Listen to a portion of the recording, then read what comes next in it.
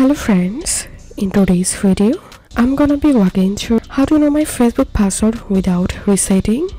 If you saved your Facebook password before, then here is a chance to get your password.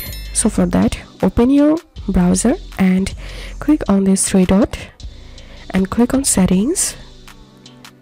Click on autofill, password manager, and click on the search box and type here Facebook. Scroll down and here you will get your saved Facebook account password and email address.